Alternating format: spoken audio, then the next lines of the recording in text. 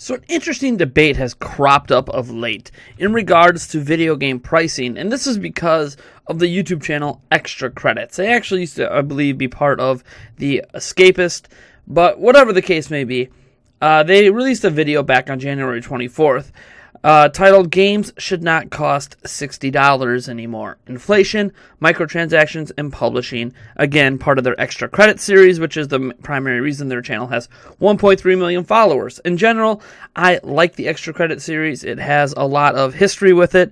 There are game developers that speak in on the script, and it's generally a well thought out and put together series. I have agreed with much of what Extra Credits has had to say over the years. It's similar, I'd say, in regards to the Jimquisition, just not as cynical and a lot more positive, I guess, on the industry on the whole. Now, here's the thing. The video got its expected, dislike ratio. It's about a 50-50 like to dislike ratio.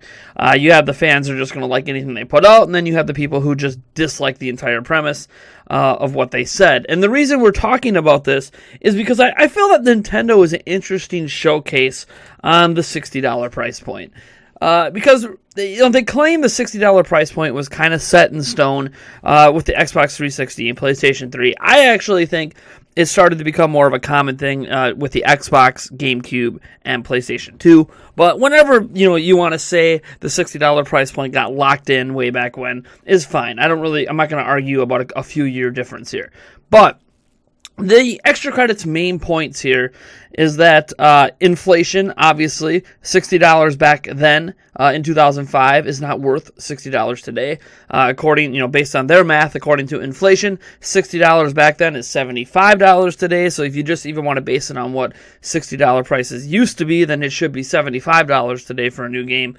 And then they also talk about how game budgets are, 3, 4, 5, 6 times, maybe even 10 times more expensive than they were back then. And this is partially true to the advent of HD gaming and the expanding of teams, to have I think it was rumored that at one point they had 900 people working on the last Assassin's Creed game. That would have been unheard of, 15 years ago. You just did not have teams of that size. You didn't need teams of that size to get out a AAA game. Just to have a team of even 100 was pretty rare back then. So it is true, obviously, that it's become more expensive to make AAA games. There's kind of an arms race over visuals. And the industry's kind of counterbalanced this with DLC and microtransactions, and loot boxes and all that jazz. And obviously we've seen multiple forms of DLC, and they've gone over that over the years. Now it's the season pass, but back then it was kind of like they would release DLC later, but then the argument was no one would buy it. And then also you have perpetual games where they would, like Call of Duty, where you buy map packs and all that stuff, but there can only be so many of those games on the market at once. And for the most part, I think it was a well put together video. But it was a video that I felt ignores the other side of the coin on the consumer side, and ignores actually a huge part of the industry that is extremely shocking to me that they ignored. And that is Nintendo, because Nintendo has obviously been very late to the party and doesn't put DLC and microtransactions in most of their games. Obviously some of their games, but not most. And it also ignores kind of the idea that budgets don't need to be as big as they are. In a later video of Extra Credits that I think they released actually this past week, they talk about how, sometimes, just as much, if not double the price of development is spent on marketing. And I understand why that happens. Obviously, when you're throwing out Super Bowl commercials, like Nintendo did for Switch last year, or all that stuff, I understand the expense of marketing, but I also think we live in a day and age, in 2018 at least, where a lot of marketing can be word of mouth. How many indie games blow up and sell well because of word of mouth? I mean, how much marketing budget did Minecraft have? And look how huge that game is. How much marketing budget did PUBG have? And look how huge that blew up. I mean, we live in a day and age where I don't think marketing budgets need to be as big as they are. What's important is getting a deal, however much that deal costs, with content creators or someone who's popular on the internet, maybe a platform holder, to put out a video of your game. And it can't be that hard because Nintendo's putting up indie trailers on their YouTube channel all the time. And you can't tell me those indies are paying Nintendo a ton of money. Not all of those indie games are even exclusive indie games. So it can't be that difficult to get attention on the internet. Obviously, you need an audience to get attention. Like if I'm making a game tomorrow, and I don't have this Nintendo Prime YouTube channel, right? Like, I don't have a YouTube channel. I'm making a game. I get it done. It's releasing on Switch. And I'm like, man, I need to market this game. If I just put up a video on YouTube, no one's going to notice. Now, I mean, as someone who's on the other side of the coin, I get emails from indie developers all the time, saying, hey, can you check out this game? Can you review this game? Hey, we're making this game for Switch. I'm willing to send you a Steam review copy for you to check it out on Steam and then review it for Switch. Now, obviously, I kind of don't like doing that. I've never actually grabbed, one of those indie games that they say, hey, here's a Steam version. Now you can play it and review it for your audience for Switch. It's like, no, I'm not going to play and review your game for Switch if I'm not playing it on Switch, right? I feel like that's a little bit disingenuous to the audience, but I understand what indie developers are doing. They're getting a hold of these, even content creators as small as me, and they're trying to get the name of their game out in front of people. And it's funny because the most recent email I got, actually I saw their trailer and other videos pop up at Go Nintendo and Nintendo Everything. So it works. Contacting various sites with your game stuff works. I think we live in an age where marketing doesn't need to be as expensive as it is. Especially obviously when you are a large company, like when you're EA and you have social media presences and deals with Nintendo and stuff, where you have all these marketing deals that are already in place with millions of people who are going to get in front of your stuff. You don't need to be buying commercials all the time. I think commercials is where things start to get really expensive. You could argue it's still worth buying one of those Super Bowl ad spots for the huge companies out there, but for a lot of people it's not. And there's even examples, if you want to look at a Western game, Hellblade, Senua's Sacrifice, had virtually no marketing budget and was built on a shoestring budget, but was intended to be a AAA quality game made on an indie developer budget. And they did it. And the game is absolutely fantastic. It does help that the developers behind the game obviously have experience in AAA development. So, they've already been in the industry and they know how to do AAA quality games. But it was made with a smaller team. They did it quickly. They just used word of mouth and social media to get the word out about it. And the game generally sold really, really well. It was an extremely profitable game for how much time and money and the size of their team actually spent to make it. And then you obviously have Nintendo, because we're all Nintendo fans here. Or for the most part, if we're not a Nintendo fan, if you're not willing to call yourself a Nintendo fan, you at least at some point in your life enjoyed Nintendo content, or you probably wouldn't be watching a video here on Nintendo Prime. And even if you haven't, Nintendo is still an interesting use case here, because Nintendo doesn't typically use huge teams. The Breath of the Wild team is widely considered to be the biggest collective team that Nintendo has ever used in the history of the company, and at any one point it never topped more than 300 employees from what we've been told. And while that's still a lot, 900 Assassin's Creed Origins, 300 Breath of the Wild. Breath of the Wild's Game of the Year and outselling Assassin's Creed Origins, but Assassin's Creed Origins had the bigger team. And again, actually, I think Assassin's Creed Origins, because it's multi-platform, will ultimately outsell Breath of the Wild. But that's neither here nor there. The point is that Nintendo made the game for significantly cheaper than Ubisoft did, and their game is widely considered the superior product. And no, it's not the most visually stunning game in the world. And I feel like this is the misconception that Extra Credits has, and anyone who's been a game developer has. And that is that you need to have the prettiest game in the world to sell well. Despite the numerous examples, that's not the case. PUBG. Obviously, a lot of people think that's a lightning in the bottle game. So is Breath of the Wild a lightning in the bottle game? I'm not saying Breath of the Wild isn't beautiful, but it is not up to the standards of The Witcher 3. It is not up to the standards of even Hellblade Senua's Sacrifice.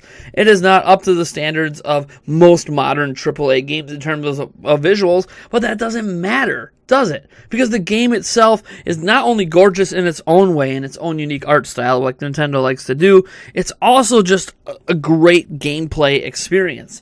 And I feel like this is what's lost in a lot of these big teams and these big budgets and all this money being tossed around and making these games cost as much as they do. Because obviously games that you're putting 900 people on, it's hard to justify a $60 price point without microtransactions, without DLC, without additional ways to make revenue, loot boxes, or whatever the case may be. I understand why these things exist, but I also don't think a vast majority of the AAA industry needs to be dropping $200, $300, $400 million on a game. I just don't think that needs to happen. I think most AAA games can be made for under $100 million, maybe even under $50 million, if they manage their budgets correctly. And this is why Nintendo's an interesting use case, because Nintendo doesn't have, massive teams. When you talk about 900 people working on a game, that would be 1/5 of the total employees Nintendo has as a company worldwide. Worldwide, Nintendo has, last time they said anything about how many people they employed 4,800 something people worldwide. So to have 1/5 of the company working on a single game isn't feasible for Nintendo. They have a lot of games that they're making at once. And those teams are obviously smaller. We're talking most of their teams might only be 30 to 50 people. And they find a way to produce AAA quality games. Now, we can argue about art styles and blah, blah, blah, blah, blah. But the point is that even as you argue about art styles, that only further proves if Nintendo, a platform holder and AAA publisher, can create games on shoestring budgets that sell extremely, extremely well, that should let you know that, there isn't only one way to skin this cat. There are obviously some games that can afford and justify the high budgets. Grand Theft Auto. Grand Theft Auto 5 sold, I think it's close to 80 million at this point.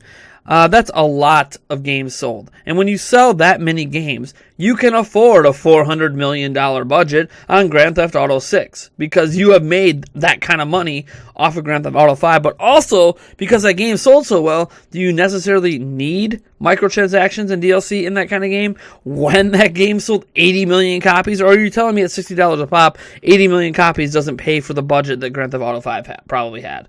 I'm sure Grand Theft Auto 5 had a $300 to $400 million budget. Okay, well, it sold 80 million copies, but not every game needs to be like that, right? Not every game needs to be, working on those kind of budgets. I know there's no really set price that makes a game a AAA game, because often AAA games are considered to be games that cost a lot of money and are made by AAA publishers, but I don't even think that that's so much the case anymore. Look at Fee, however you pronounce it, being put out by EA. That's obviously not a AAA game, but it's being published by a AAA publisher. So I think that the video game industry and the AAA industry needs to take a step back and reevaluate itself. There are some things that some gamers do clamor for. 60 FPS is an example. Maybe at least a 1080p resolution. Now, if you own a PlayStation 4 Pro or an Xbox One X, you probably expect 4K resolution. But beyond those kind of technical aspects that people want out of their games, a lot of other stuff is just what the industry assumes we want. And I know there's an argument that visuals sell, just like sex sells, visuals sell. But it's still one of those things that not every game needs to be that way, and we don't have any actual evidence, adverse evidence that shows that something that isn't as visually pleasing can't sell as well as something that is extremely visually pleasing. Grand Theft Auto 5 is actually not like a top-of-the-line looking game out there, and it sold 80 million copies. So we have to take a step back a little bit and realize, what? There's more to video games than just pretty visuals. And as soon as the AAA industry realizes that, that's when budgets are going to come down. And I'm not saying that, I don't want, to see, if there's 900 people working on Assassin's Creed, I don't want to see them, cut that staff in half or whatever. But they could spread that staff out and make more games. This is just my personal opinion, I suppose, on all of this, as someone who's kind of on the outside looking in. I mean, I've talked to some developers. I've worked on little indie games myself, but I'm virtually on the outside looking in when it comes to the video game industry. And I just kind of see this whole debate over the $60 price point as, I understand that because of inflation, maybe it should be higher, but I also understand that gaming budgets have gotten way out of hand. And the excuses that Extra Credit gives and a lot of other publishers will give is really, really weird, because when you look at their financial report, suddenly they're posting record profits at a time when they're trying to tell gamers that games are too expensive to make. It doesn't really line up, and I understand they're making these profits because of microtransactions and loot boxes and DLC, but that's the thing, if they're making even more money doing that now, they're obviously not going to stop doing that, because these companies exist to make money. Nintendo's getting into DLC. Nintendo has microtransactions in their phone games, at least, and also in some of their other games. You could argue that Smash Bros. For Wii U, you were buying individual characters. That's microtransactions in a nutshell.